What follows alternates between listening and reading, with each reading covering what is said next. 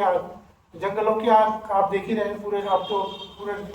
देश में और हमारे उत्तराखंड में उसको थोड़ा गंभीरता से ध्यान दिया जा रहा है। लेकिन 2016-17 से हम लोगों ने अपने चमोली जिले के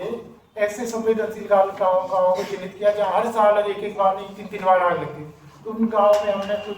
यात्राएं शुरू की जिसमें वन विभाग के लोग मिलते थे, पत्रकार होते थे, वकील होते थे और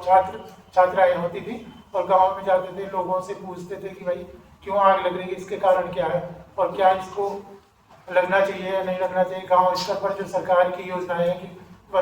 ग्राम स्तरीय वन पंचायत स्तर पर जो ग्राम वनाग्नि सुरक्षा समितियां वो सक्रिय है कि नहीं है, अगर सक्रिय नहीं है तो इसका परिणाम ये हुआ कि अभी हम 10-12 के करीब यात्राएं कर चुके हैं। परिणाम ये हुआ कि हमने जो देखा, इवैल्यूएशन किया कि जिन जिन गाँव में हम लोगों ने यात्रा की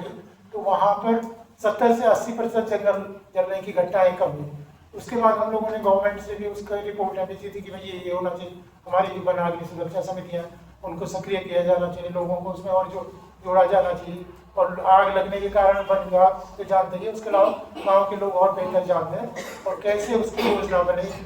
क्या कारण है, उसकी प्लानिंग कैसे हो, ये सारे गाँव स्तर पर हो तो निश्चित रूप से हमारे जंगल बच सकते हैं। ये हो गया। तीसरा हम लोगों ने बुग्याल बचाओ, आप लोगों ने चोपता के बारे में सभी जानते हैं, तो बुग्याल बचाओ अभियान हम लोग 2014 से लगातार कर रहे हैं। जब नंदा देवी राज याद हुई थी तो उस समय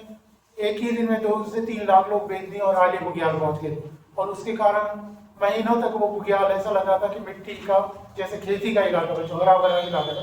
तो वहाँ हम लोग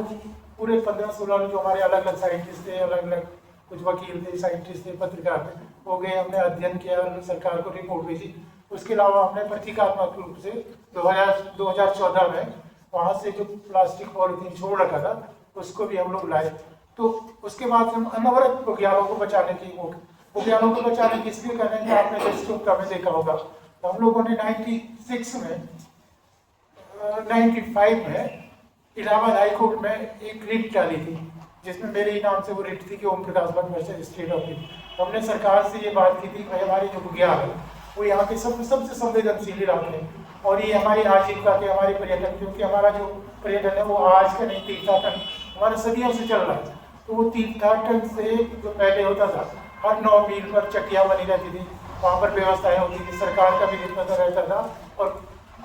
हमारे जो लोग थे उनका भी पूरा उसमें नियंत्रण रहता था। लेकिन धीरे धीरे जो नया पर्यटन आया और पुराने वाले में ये था कि अगर 1 रुपया आ रहा तो 99 पैसे उसमें गाँव में जाते थे और 1 रुपया बाहर जाता था। लेकिन आज ये हो रहा कि 99% हम नुकसान सह रहे हैं और पर्यटन के कारण, और हमें लाभ 1 पैसे का भी नहीं हो रहा। तो इस सारी चीज़ों को हमने इलाहाबाद हाई कोर्ट में उस समय रीट की थी, उनसे कहा था कि हमारे जो बुग्याल है उनमें इस तरह का पर्यटन किया जाए कि जिससे स्थानीय लोगों के हिसाब से वो टूरिस्ट वहाँ रहे और नुकसान कम से कम हो और उनकी आजीविका भी हो। सुप्रीम कोर्ट हाई कोर्ट ने बहुत अच्छा जजमेंट, आप अगर